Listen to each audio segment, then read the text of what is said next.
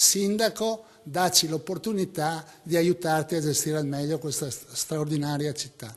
Le opposizioni alzano la voce con il sindaco Conte, non per polemica, ma perché a quanto pare il primo cittadino sarebbe un po' sordo alle loro proposte. Esiste questo problema al Consiglio Comunale dove tutta la minoranza fa domande specifiche e non otteniamo nessuna risposta. Sottolineatura più che dovuta in democrazia, sottolineano dai banchi delle minoranze, perché in genere le buone idee non hanno colore politico.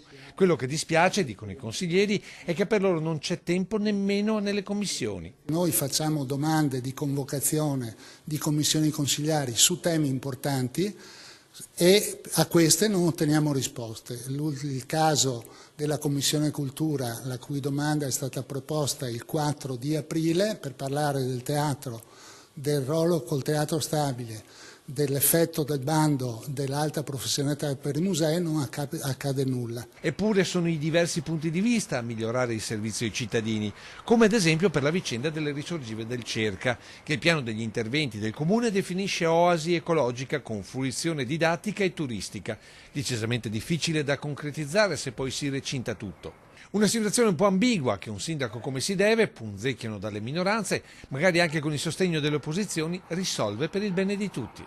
Il laghetto è un'area demaniale, è circondata da un'area privata.